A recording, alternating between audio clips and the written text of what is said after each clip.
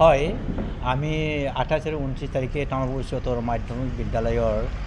প্ৰাক্তন ছাত্ৰ ছাত্ৰীসকলৰ সতীৰ্থ সন্মিলন बारगौ फरायसाफोरनि जि गेदेर मेल जथुमनाय बेखौ जों एरेन्ज खालामनो आवगायगासिनो दङ जों आसा खालामो साक्सेसफुल जागोन जों जाफुंसारगोन प्रस्तुति बेलिका আমি আমাৰ শক্তি সামৰ্থ্য অনুসৰি কৰিব ধৰিছোঁ কৰিব ওলাইছোঁ প্ৰথম কথা হ'ল যেহেতু এই এলুমনি এটা ডাঙৰ উদ্দেশ্য আছে সেই উদ্দেশ্যটো হ'ল যে অকল জাকজমকৈ এই উদযাপন কৰাটো আমাৰ উদ্দেশ্য নহয় ডাঙৰ উদ্দেশ্য আছে ভৱিষ্যতৰ টাউনপুৰ উচ্চতৰ মাধ্যমিক বিদ্যালয়ৰ পাৰ্মানেণ্ট এলুমনি কমিটি কৰি পেলাই যাতে সেই এলুমনি কমিটিয়ে টাউনপুৰ উচ্চতৰ মাধ্যমিক বিদ্যালয়ৰ শৈক্ষিক দিশত আমি আৰু কিবা কিবি কৰিব পাৰোঁ এইটো চিন্তা চৰ্চা কৰি আছোঁ তাৰ কাৰণে বহুত কাৰ্যসূচী লৈছোঁ টাউনপুৰ गोजौ फरायसालिनि बारगौ फरायसालिनि जि सन्मिलन जागोन बहाय जों ओरैनो रंजा बाजानि खोथाखौल' सानाखै जोङो जाहाथे उनाव जोंनि बे फरायसाफोरनि थाखाय मोजां गुन गोनां सोलोंथाइ होनो हायो बेनि थाखाय मोनसे गिदिर थांखि लादों जों हाबाफारि लादों आरो बे हाबाफारिखौ लानो जोङो बे जोंनि जथुमनायाव आगुनि बारगौ लानाय गासिबो फरायसालिनो शेयार खालामगोन इनभल्भ जागोन ज' जागोन आरो जोङो हाबाफारिखौ जाहाथे उनाव मावफुंनो हायो उननि फरायसाफोरनि मोजांनि थाखाय बेनि थाखाय जोङो गोबां हाबाफारि आखाइ लादों एमुजमेंट থাকিব ধৰা কালচাৰেল শো আমাৰ দুবেলা আছে 28 তাৰিখে আছে 28 তাৰিখে ফুকন বসুমতাৰীক বড় আৰ্টিষ্ট নিমন্ত্ৰণ কৰা হৈছে আৰু লগতেও আমাৰ লোকেল আৰ্টিষ্টবিলাক তাতে খুব ভালকৈ ধুমধামেৰে যোগদান কৰিব আৰু সেকেন্ড দিনাখন জুবিন আছে আমাৰ প্ৰাক্তন ছাত্ৰ এওঁক আমি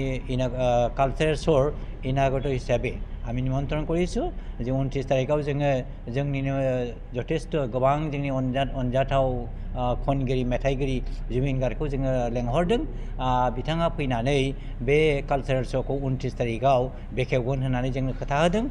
आरो बे बेलायाव जोंनि गासैबो रायजो राजाफ्राबो फरायसाफ्राबो मोजां मोनदों आरो थुलुंगा मोनदों थुनलाइयारि बिथिङाव फिन गोजोनथाव रादाब लानानै फैदों बिटिआर सरकारा गोजोननि नोगोर क'क्राझाराव फिन खुंजानो थांगासिनो थामथि थुनलाइयारि फोरबो सोलिफु जानुवारि दाननि फैगौ 27, 28 आरो 29 जानुवारियाव सानथामनि हाबाफारिजों खुंजागोन थामथि क'क्राझार लिटारेरि फेस्टिवल एबा थामथि क'क्राझार थुनलाइयारि फोरबो बिटिआर सरकारनि बानजायनायाव सिगां बोसोरफोराव खुंबोनाय बायदिनो देग्लायबो बिटिआरनि गाहाय राजथावनि गोजोननि नोगोर क'क्राझारनि सान्दामारियाव थानाय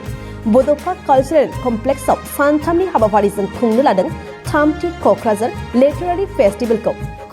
सिगां बोसोरफोरनि बायदिनो बे खेबावबो हादरनि गुबुन गुबुन रायजोफोरनि खना खनला थानाय हारि हारिसाफोरनि खन्थाइगिरि थुनलाइगिरिफोरजों लोगोसे गुबुन बायजो हादरफोरनिफ्रायबो गोबां मुंदांखा लिरगिरि थुनलाइगिरि सोलोंथाइगिरिफ्रा बाहागो लाफैगोन